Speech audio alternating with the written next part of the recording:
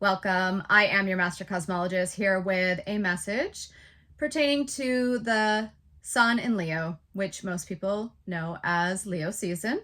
I would argue that we are actually in Aquarius season, and I'm going to harp on that and drill it home until everybody inverts themselves, flips themselves, gets their souls planted on this planet instead of walking on the sun. Smash mouth. We have a lot of big energy right now. There's a lot I could talk about. I will try to wrap it up in a nice little package for you to the best of my ability. But I really could talk about this one a very long time.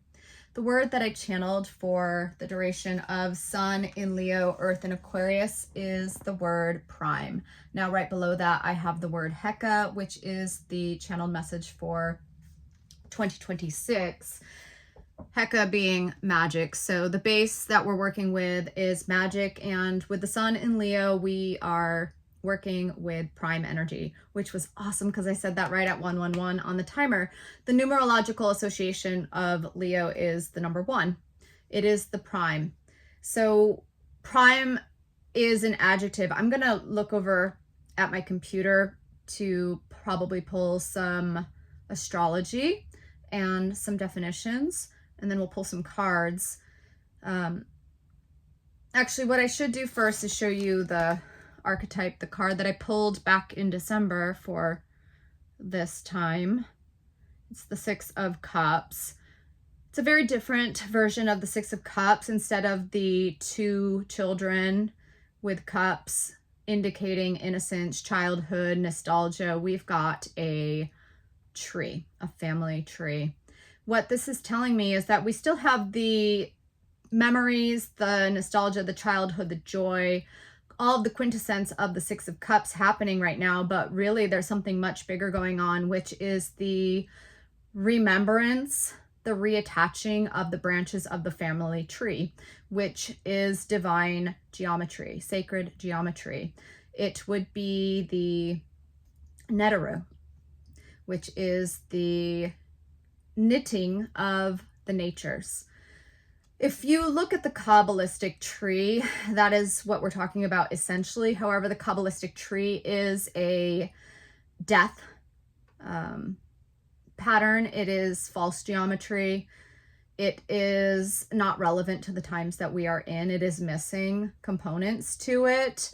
And what is happening right now is the reorganization, the restructuring of the divine family tree, the Neteru. It's being knit back together. And that happens it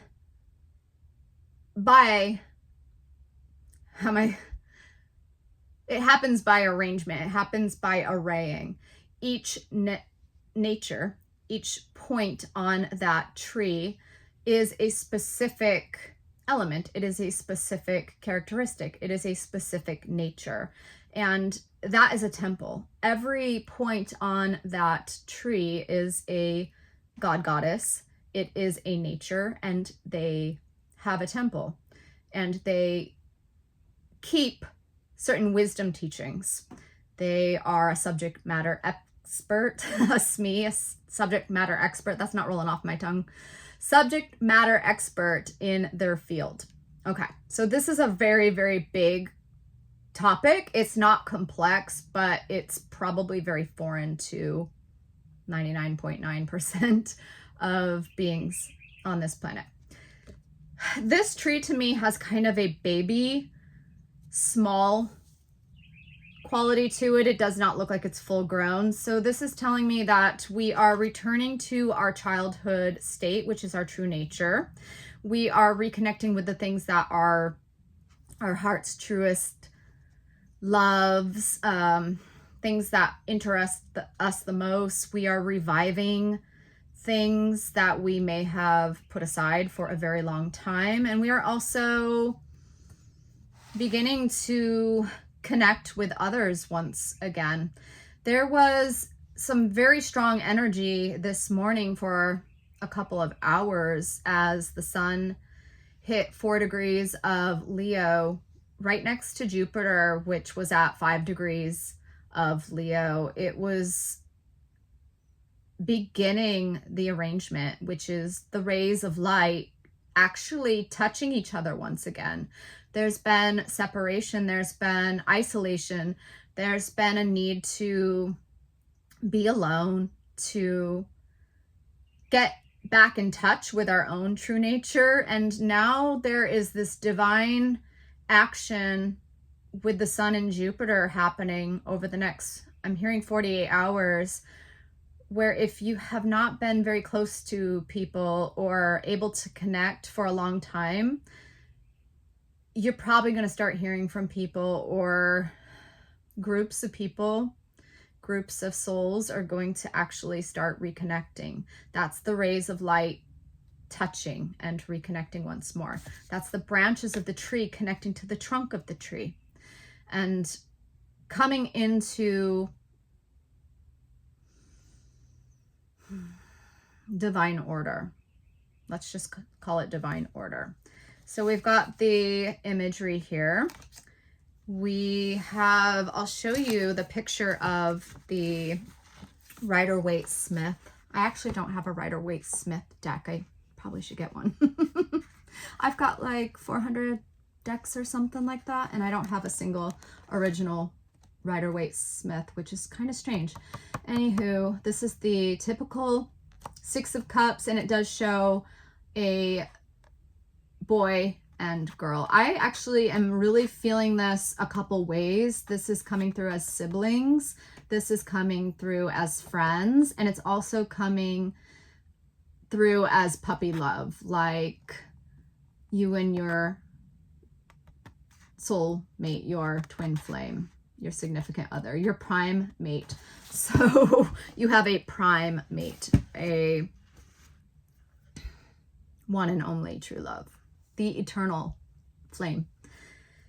All right, let's see. This is going to go too many places if we don't take some direction here. What I think I'll do is read down some of the definitions of the word prime, and I'll hit on briefly some of the points that those definitions bring up, and then I'll allow you to really riff on that and see where prime is going for you. I'm hearing prime emanation, and I'm hearing a new term, which is prime ray, which is a mathematical term that isn't defined.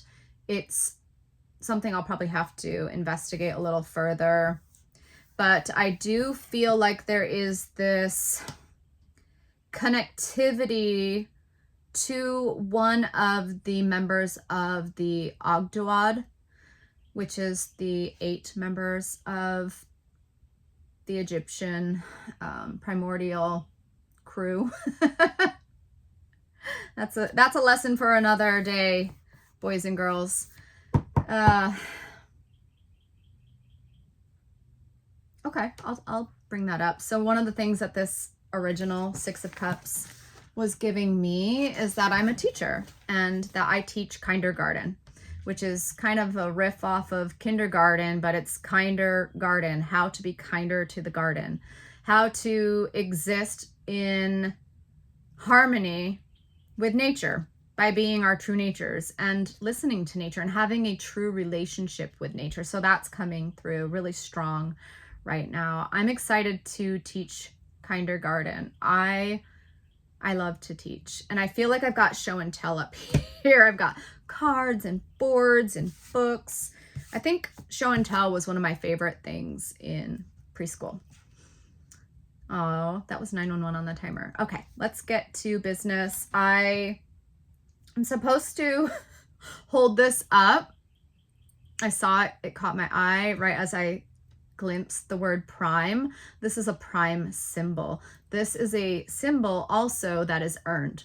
This is a symbol that one must go through trial and tribulation to earn. Any folio can slap a cross on. No one should be wearing one of these until they've earned it. So that would be EARNED and URNED. Prime symbol. Prime. Okay, I'm hearing not to go too far into that. Just let it sit with you. All right, number 1, we have prime as an adjective, which means of first importance, main. So that's why this symbol was coming through. It's basically saying that this symbol represents the new era. It's of prime and first importance. And it's something from which another thing may derive or proceed.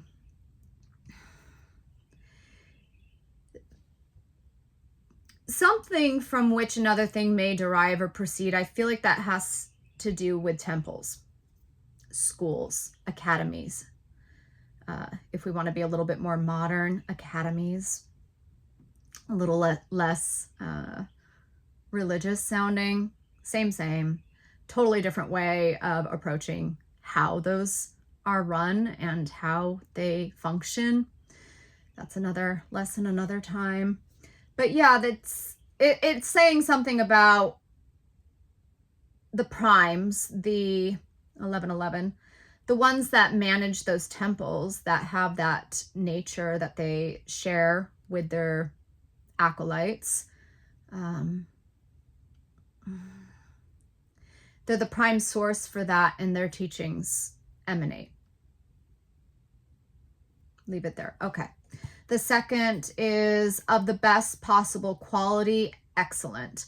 I feel like you're going to begin, I mean, you've probably been on this path for a long time, to be drawn to things of the highest and best quality, to compose yourself differently, where you may have had to skimp or be cheap, because this process of ascension, this process of reincarnation is tough, and you don't get to create during the process. You don't get to earn. You don't get to be successful. You just gotta sit down in the trenches and do the dirty. So sometimes we get into a habit of having to do without. This, I think, is going to really push you to go for the premium, what's prime, what's best for you, because that is composing you. It's making up your body. It's making up this temple. So we want to always be getting the best material to construct this temple from here on out. It says having all the expected or typical characteristics of something, most suitable or likely. And in mathematics, it is evenly divisible only by itself and 1.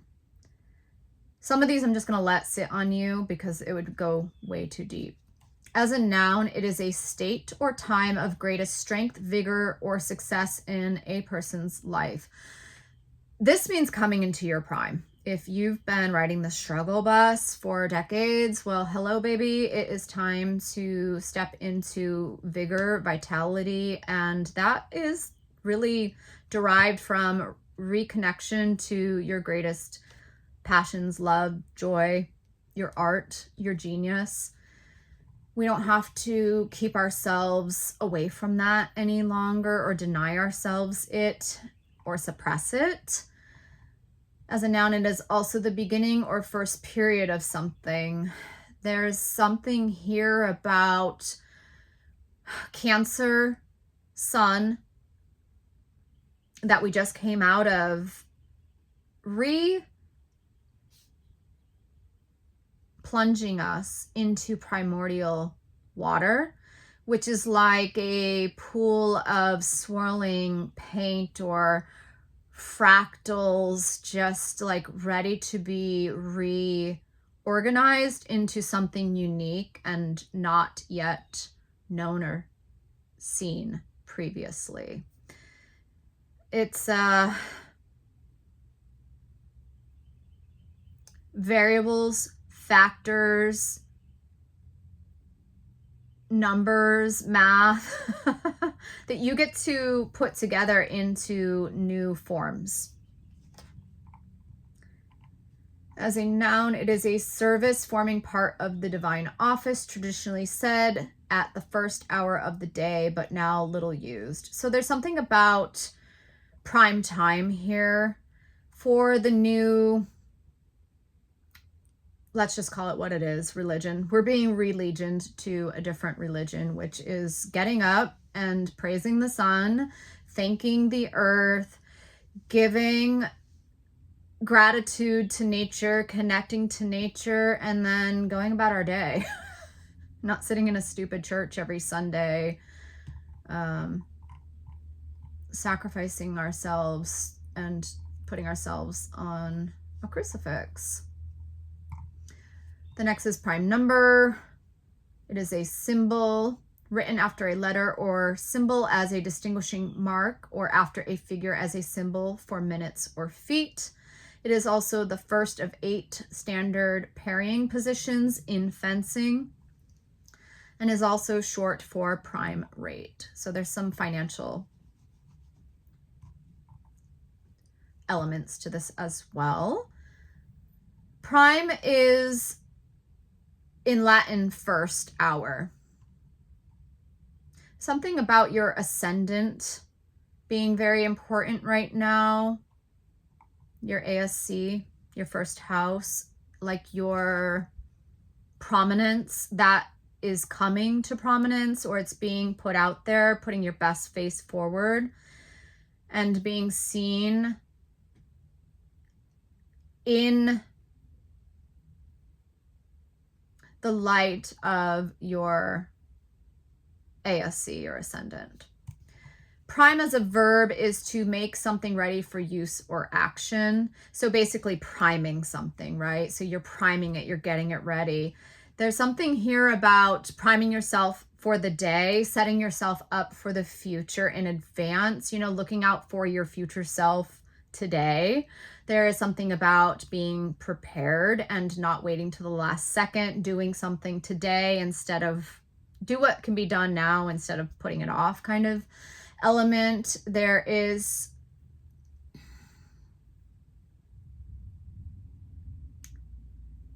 a period of preparation, priming for what's coming. It's like getting yourself ready, getting yourself primed, getting yourself lubed for things to go smooth. It is to prepare a firearm or explosive device for firing or detonation. That is some kind of higher level downloads that aren't YouTube friendly, so we won't cover them here. It is to cover a surface with a preparatory coat of paint in order to prevent the absorption of subsequent layers of paint. Something about water tightness that we just went through Cancer, and we put that shellac on so that we're not permeable any longer. But then also it's like a layer of like gesso or white acrylic paint to prime the surface of a canvas so that we can add layers to it. There's something here about you will paint new layers. There's something about being prime, like primordial you, primordial nature, and then decorating that as you go. I don't want to go to every single definition. It's going to be too cumbersome here. Just going to scroll and see if I can pick up on anything else that's super worth talking about. Prepare someone for a situation or task, typically by supplying them with relevant information. That would be my role as the kindergarten teacher. I have forged ahead, blazed ahead,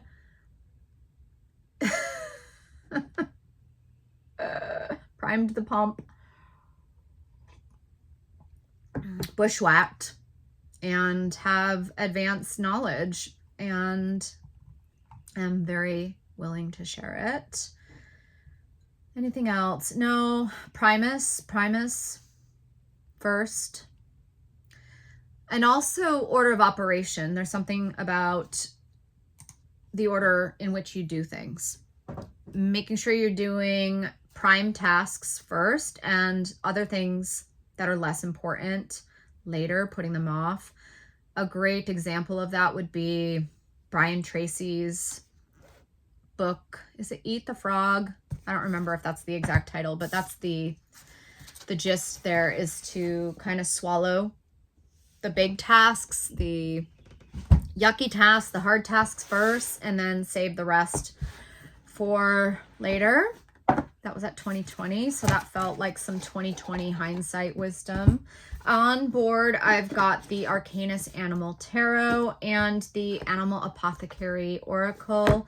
I'm going to stick with these two probably through the Sun in Leo because they have animal themes, both of them, which is very primordial, animalistic, very Leonic, where we will be tapping.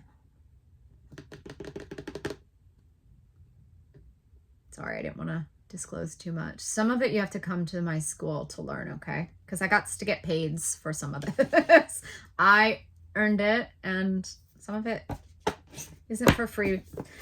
Can't do all freebies. Anywho, so yeah, we'll go through these decks, these two decks in Aquarius season and see what comes up. All right, let's get some cards, then we'll conclude this message, and hopefully you will join me for this week's message. Five of Cups. Beautiful that we have a cat here. I'm to get an oracle. No, I'm not supposed to get an oracle card. There's another. Okay. There's two cards that want to come out. One is kind of like crying over spilled milk, and the other one is about. Uh-oh.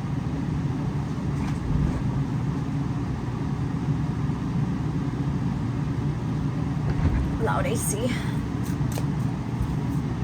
Where attention goes, energy flows. It's like something needs to be deprioritized and something needs to be prioritized. Like something that you made prime in your life, gave prime time attention to, that's got to be put down. It's got to be put aside. It's got to be retired, and something else needs to be made prime and prioritized. So the two cards are, okay.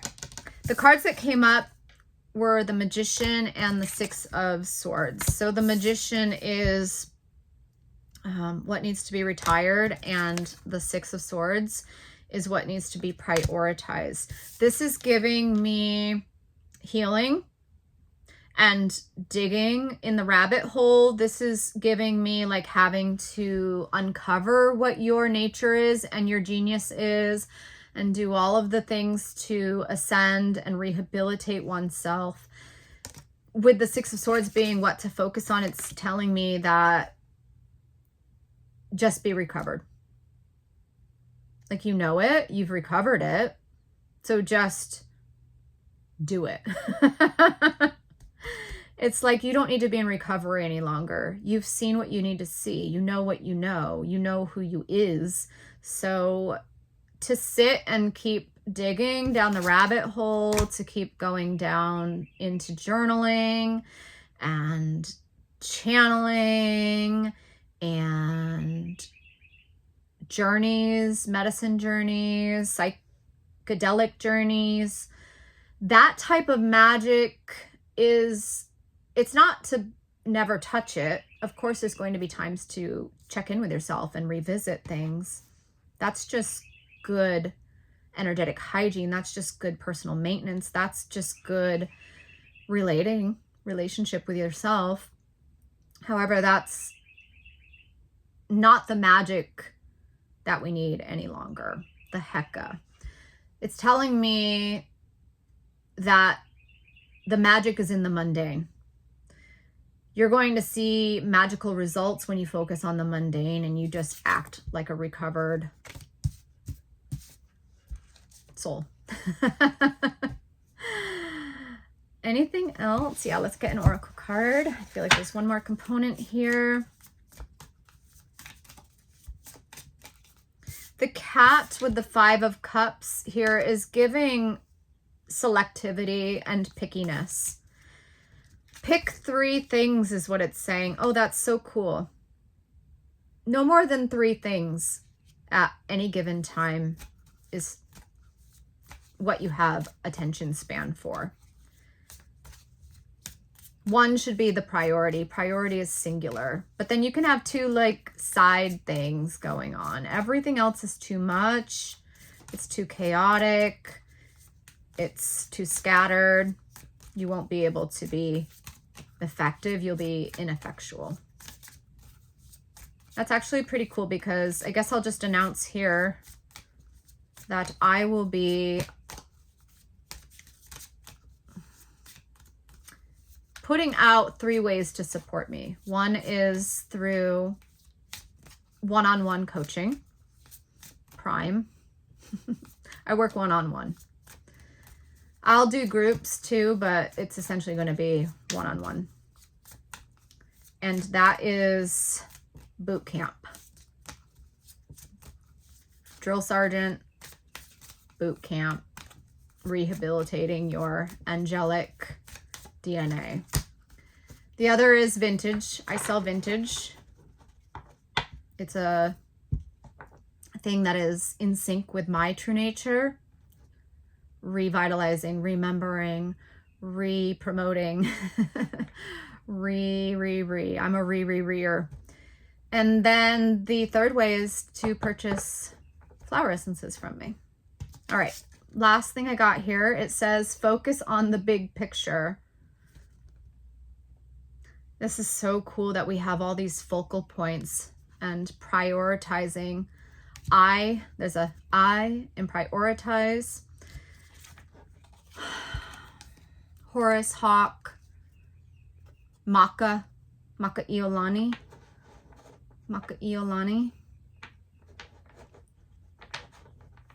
I have the Hawk, Maka Iolani. Lighthouse. Focus on the big picture. It's like you can have the scope, but you need to dial in. Meaning you can have this really broad, expansive view, but the only way that you're going to be able to bring the big picture to light is to focus on the details. Focus on these 3 things, but also like really prioritizing the prime.